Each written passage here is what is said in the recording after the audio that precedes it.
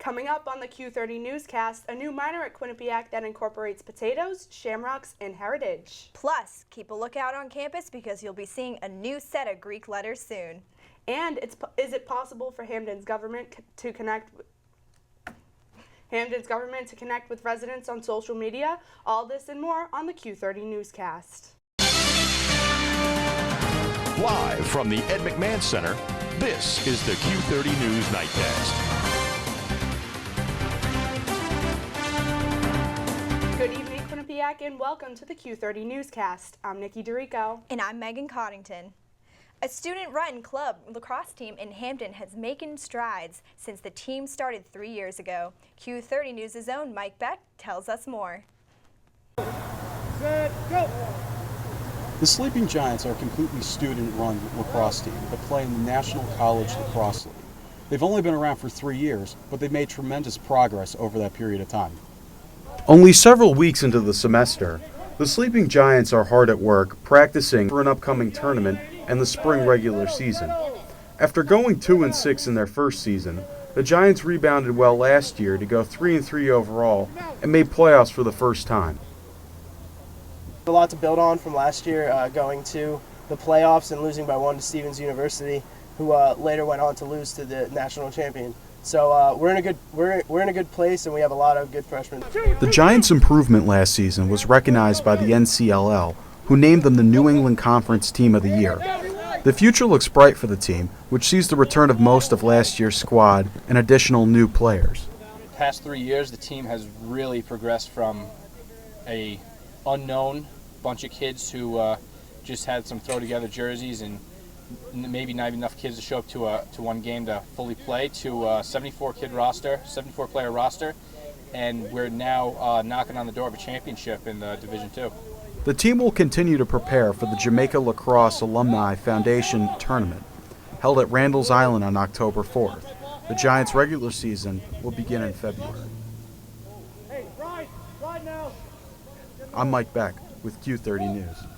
A new fraternity is joining Quinnipiac's Greek life community. Phi Gamma Delta, nicknamed Fiji, will become the 8th fraternity at Quinnipiac as it begins recruiting new members throughout the next 6 weeks. The group is offering scholarships to potential members and is holding its first information session on Thursday, September 25th at 7 p.m. in room 120 of the Student Center.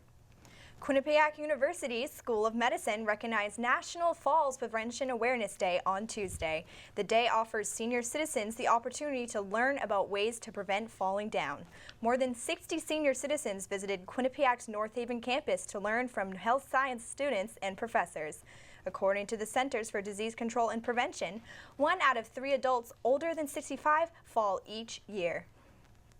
We have approached the end of what some may call the nation's longest recession in history. I recently sat down with QU economist Don Johnson and looked into how smaller businesses in Hamden are turning out and which private sector is rising to the top. It has not been easy, but after 6 years, the economy is beginning to pick back up. The Bureau of Labor Statistics announced in April that U.S. private sector jobs have finally returned to their 2008 peak, but these gains have not necessarily been evenly distributed. The high-wage industry has lost 1 million jobs total, while low-wage positions have gained 1.8 million. That's 9% more people in the low-wage workforce. And the fast food industry is benefiting the most. Paying his workers minimum wage kept Ray George from raising his prices. It was right when the school was pretty much still on its growing stage. So with the influx of more students, didn't really impact on us too much. We kept our prices the same, and there was more business inflow with more students in the area, being in this particular area here. So I mean, in that sense, it was still on a plateau, even on the way up at that point, even in 08. The national minimum wage has jumped to $9.40 per hour, while it stands at $8.70 for workers in Connecticut. Don Johnson, an economist at Quinnipiac University, attributes the flood of fast food workers to the cheap costs of food. When the economy is growing slowly, people spend carefully and they'll tend to spend on less expensive items. And so instead of buying steak, they'll buy hamburger and they'll go to McDonald's instead of going to a fancy restaurant in New Haven.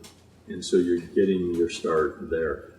But you need to grow the other areas, and I see top restaurants going out of business in New Haven, and so that tells you that your foundation at the bottom might be in fairly good shape, but it hasn't worked its way up. Ray and Mike's Deli owner, Ray George, has been working in the fast food industry for 17 years. He says consistency is key towards running a successful business, especially coming out of a recession. I kept my prices the same and kept our portions, kept everything the same, portions, prices, everything the same, and just try to do a steady volume, and not giving up, and just keep going, moving forward. George says the Quinnipiac community and Hampden residents alike have supported his business through thick and thin, and reveals that steady business is what's truly irresistible. Nikki Dorico, Q30 News. Quinnipiac is now offering a minor in Irish Studies. The new program is the latest Irish-themed addition to Quinnipiac's community, which is best known for its recently built Great Hunger Museum. A kickoff event will launch the new minor on Wednesday, October 1st, in the Carl Hansen Student Center Piazza from 6:30 to 8 p.m. Director of the program, Christine Keneally, will be there to answer questions about the program structure. Local administrators, athletic directors, and coaches were among dozens of people who attended a conference focused on concussions at Quinnipiac School of Medicine. The event was open to the public and featured 14 conference speakers who offered the latest insights on concussions. Dr. Anthony Alessi, who is a board-certified neurologist, served as the event's keynote speaker. Still to come on the Q30 Newscast, Hampden shuts down the freeway. And an Apple store gone awry, why police were called to the scene. Stay with Q30 to find out the latest. And temperatures were relatively mild on Wednesday in Connecticut, but let's see if that's going to be the case on Thursday. I'll have more with weather coming up. Wake up, Quinnipiac! It's the morning after! Hey! Come on, guys, it's time for TMA! Let's go!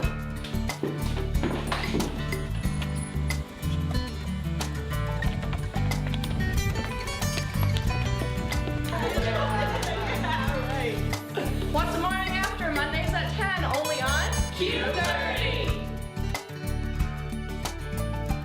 The Bobcat Shop, located at 1010 Sherman Avenue in Hampden. Your #1 choice for Bobcat merchandise.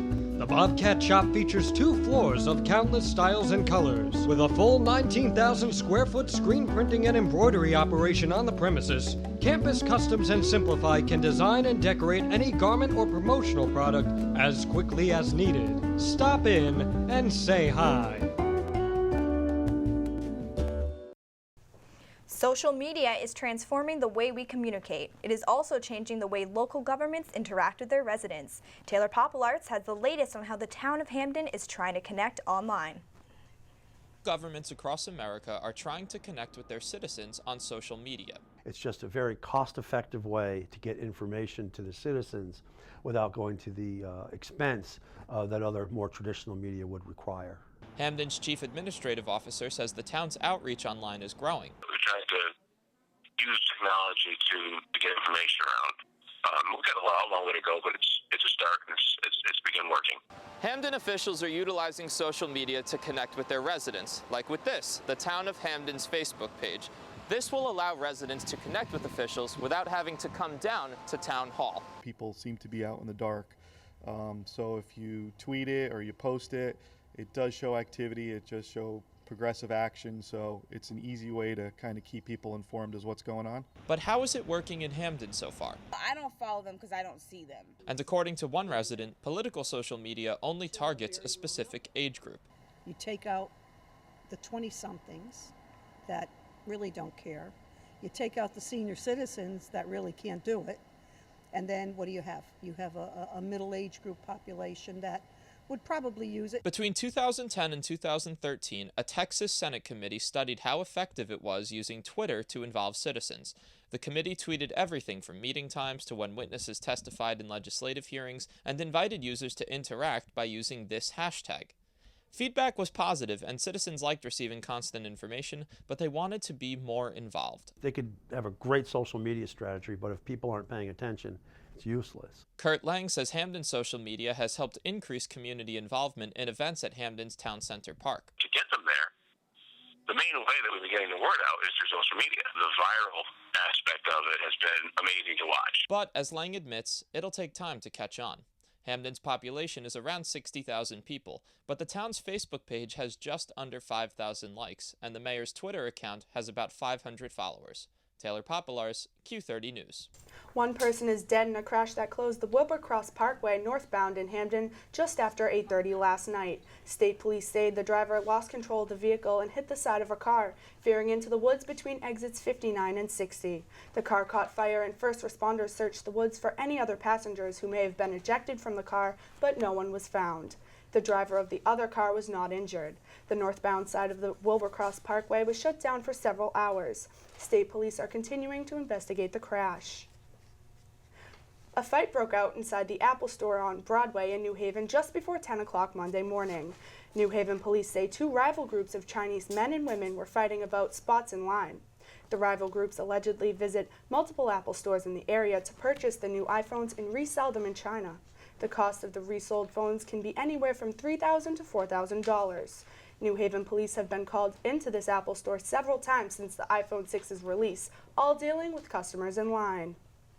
A program in libraries throughout the New Haven area is helping educate children with creative lessons. Sarah Schreiner has the story.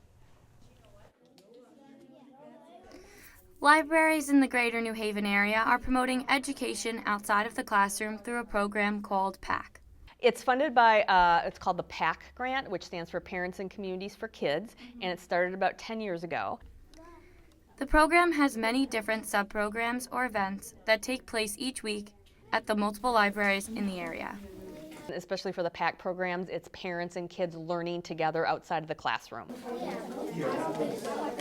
At the Brundage Community Library, children came to learn and create their own painting in this week's program.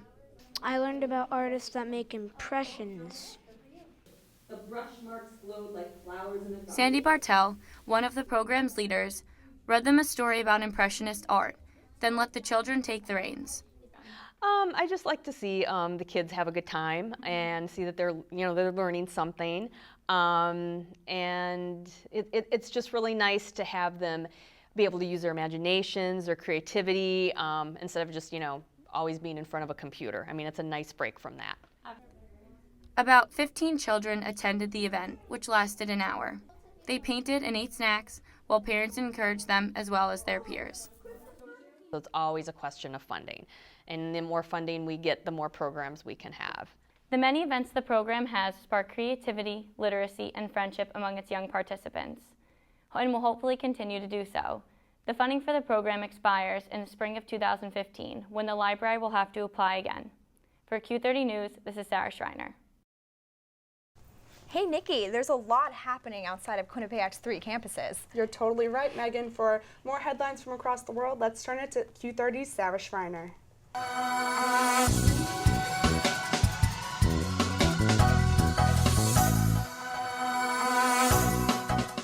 President Barack Obama spoke to the United Nations General Assembly today, calling for additional support from countries around the world as the U.S. continues to carry out airstrikes in Syria. The airstrikes began on Monday night after Obama received backing from 5 Arab nations: Saudi Arabia, the United Arab Emirates, Qatar, Bahrain, and Jordan. Russia, who is a close ally to Syria, is denouncing the airstrikes, saying they are a violation of Syria's sovereignty. President Obama has continuously stated that these airstrikes are a result of a coalition fighting against terrorism, not America fighting alone. Since Monday, the U.S. has carried out airstrikes in both Syria and Iraq. A Syrian terror group that was hit was found to be in the final stages of plotting to blow up an American airplane with a toothpaste bomb.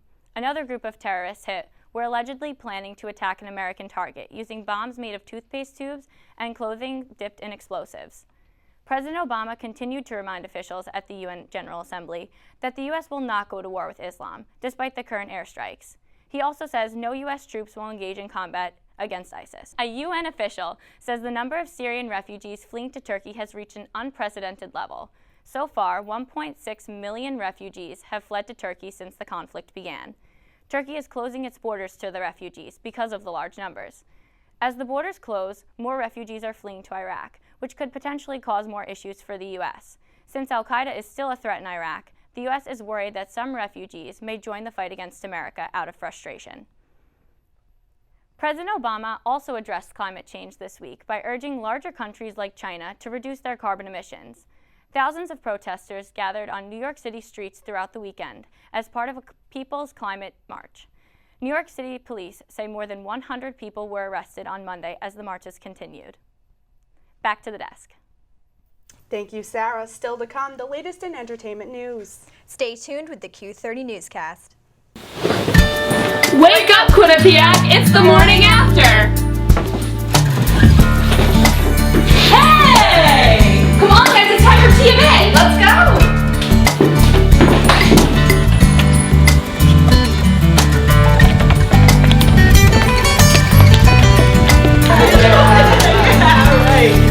What's the morning after? Mondays at 10, only on Q30!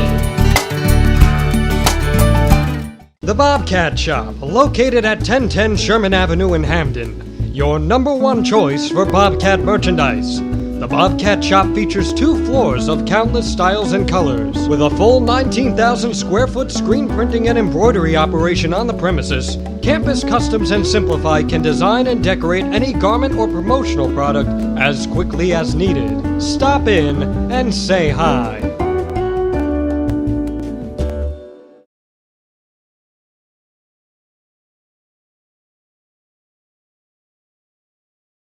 Welcome back to the Q30 Newscast. I'm John Alba, and today we're going to take a look at what's going on around the country. And I'm afraid I've got some bad news for those of you who have enjoyed the sun, but let's step aside here for a brief second and take a look at our national radar down over in Florida. A nice 86 degrees. Well, we weren't feeling that so much in Connecticut. And what do I mean by that? Well, let's take a look at what was going on in Connecticut today on Wednesday. And you notice on Wednesday, as we deal with some technical difficulties, pardon us, but if you stay with us, you'll notice that today was one of those days that, there we go, we got socialism all over Connecticut, even in the back of the control room. They just can't get over the fact that, well, temperatures are pretty much the same all the way around. You see, there's 67 degrees in New Haven. We dealt with that all day long, and you said to yourself, I really like that sun. Well, I'm afraid I've got some bad news for you. Let's move on to our radar now. And as we go forward to the radar, what's that down below New Jersey? Right down there, that's a storm system. That's rain. And what does that spell for you as we move forward? Let's take a look at what we have tonight. Because tonight, 55 degrees with those late showers that I mentioned. Winds moving northeast at 8 miles per hour. Those late showers, as we transition into tomorrow, well, it's going to be rain all day tomorrow.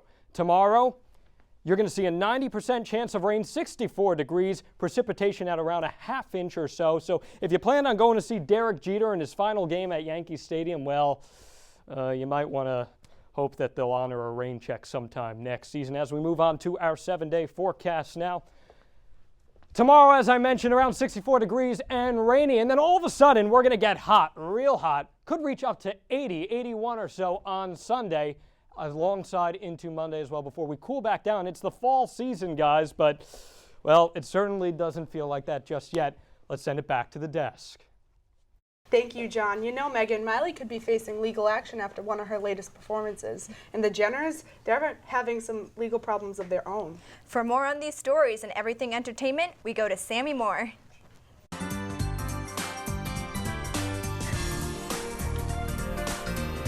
Kris Jenner has filed for divorce after an 11-month separation from Olympic athlete Bruce Jenner. The court papers were filed on Monday at the Los Angeles Superior Courthouse. According to court papers, the divorce is due to irreconcilable differences. The court papers showed the two are filing for joint custody of daughter Kylie, the only Jenner sibling who's underage. Their 18-year-old daughter, Kendall, took to Instagram to post an old photo of her parents after news of the divorce went viral. Modern Family star Sarah Hyland has secured a restraining order against ex-boyfriend Matthew Prokop. According to court papers, Prokop had verbally and physically abused Hyland during their 5-year relationship. Prokop also allegedly threatened to kill Hyland when she ended the relationship. The restraining order forces Prokop to stay 100 feet away from Hyland and her dog. A hearing has been set for October 10th. Miley Cyrus has worked her way into trouble yet again. During an Independence Day concert in Mexico, Cyrus had a backup dancer sexually slap her with a Mexican flag. A Mexican lawmaker is asking the federal government to fine the 21-year-old star for her actions. Some Mexican officials consider this a crime of desecration, which includes a $200 fine and a 36-hour jail sentence. Cyrus has not issued a statement about the incident. And they say the show must go on, and for now, Fashion Police will. Melissa Rivers gave E! News her blessing to continue on with the franchise after her mother's passing last week. Melissa Rivers told E! News that she wanted the new fashion cop to be someone Joan would have approved of. Kathy Griffin is rumored to fill the expensive shoes. However, Griffin told Larry King, quote, "I would never take Joan's job. Joan and I had a different style. She absolutely was my mentor for sure, but no," end quote. Melissa Rivers and E! News have not commented on the Larry King interview. And while you might be waiting to see what will happen with Fashion Police, you can tune into The Voice. The Voice returned for its 7th season this week with new coaches Gwen Stefani and Pharrell Williams. The two now sit beside Adam Levine and Blake Shelton. Stefani and Williams took over the red chairs formerly belonging to Shakira and Usher. The NBC show airs on Tuesdays at 9 p.m. That's all for your entertainment update. I'm Sammy Moore. Now back to Nikki and Megan at the desk. Still to come on the Q30 Newscast, New Blue Rugby has a reason to celebrate. And we'll find out the latest in the world of Quinnipiac sports. We'll be right back. Wake up, Quinnipiac! It's the morning after! Hey! Come on, guys, it's time for TMA! Let's go!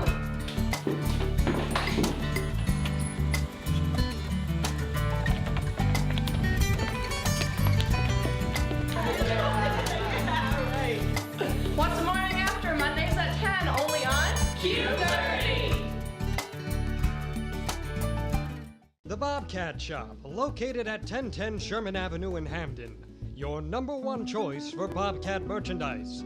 The Bobcat Shop features 2 floors of countless styles and colors. With a full 19,000 square foot screen printing and embroidery operation on the premises, Campus Customs and Simplify can design and decorate any garment or promotional product as quickly as needed. Stop in and say hi.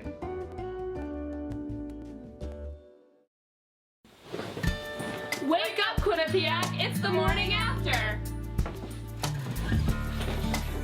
Hey! Come on, guys, it's time for TMA! Let's go!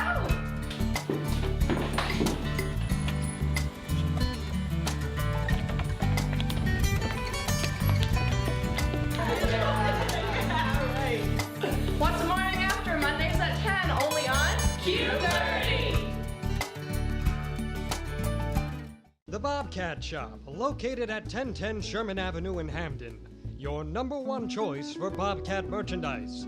The Bobcat Shop features 2 floors of countless styles and colors. With a full 19,000 square foot screen printing and embroidery operation on the premises, Campus Customs and Simplify can design and decorate any garment or promotional product as quickly as needed. Stop in and say hi.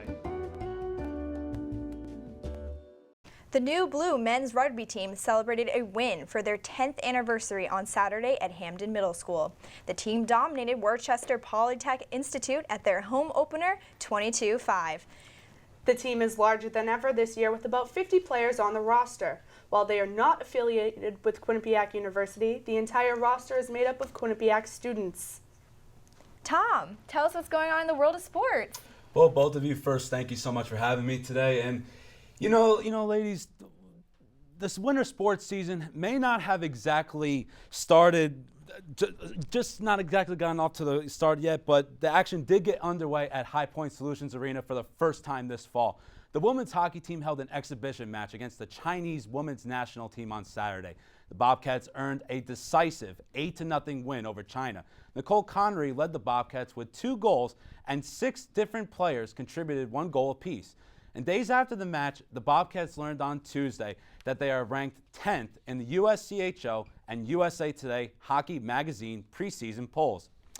And moving from the ice to the grass, the Quinnipiac women's soccer team looked to earn consecutive victories against St. Joseph's University after Jessica Fontaine scored the team's first goal since the middle of last season.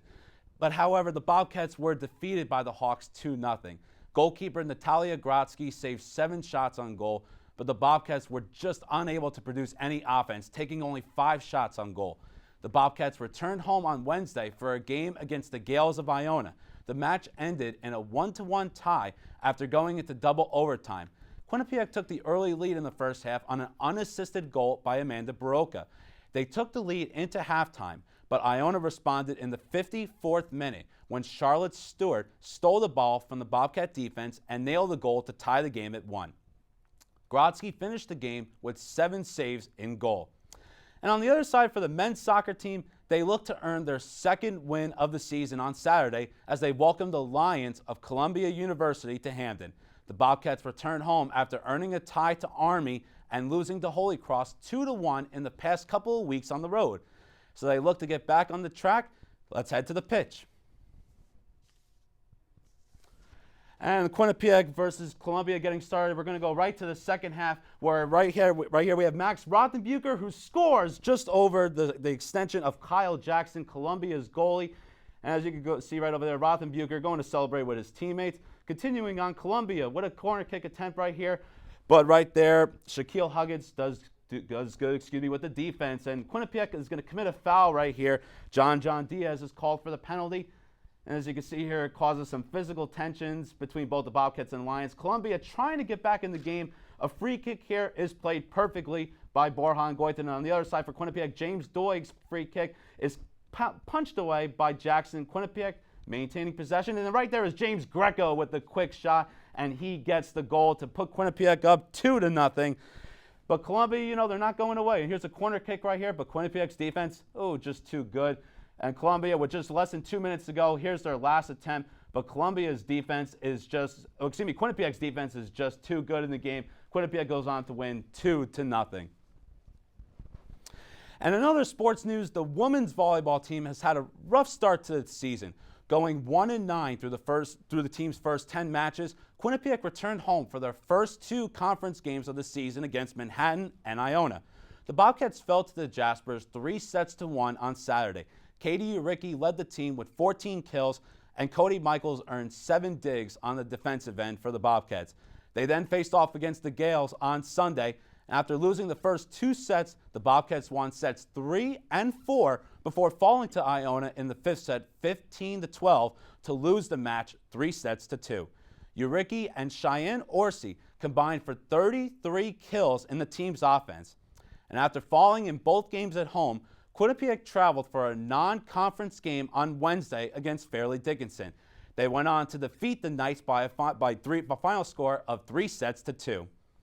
And for more information on Quinnipiac sports, make sure you follow us on Twitter and like us on Facebook at Q30 Sports. That's all for sports. Nikki, Megan, back to you. Thank you, Tom. A shocking goodbye live on television is going viral. Television reporter Shiloh Green of CBS affiliate KTVA in Anchorage, Alaska, was reporting about an upcoming vote on decriminalizing marijuana when she abruptly quit on air. Take a look. Alaska. And as for this job, well, not that I have a choice, but I quit.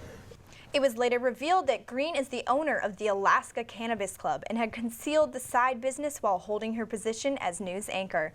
Green says she resigned to further draw attention to the cause and planned her exit nearly a month. Her colleagues were not aware of her departure plan. Alaska's vote to decriminalize marijuana will be in November. And that'll do it for this week's edition of the Q30 Newscast. Stay connected with our news team throughout the rest of the week by visiting our Facebook page and following us on Twitter at Q30 News. And be on the lookout for a Q30 News Department project, the Q30 Weekly Digest, which will air this Friday. Thank you for watching and have a good night.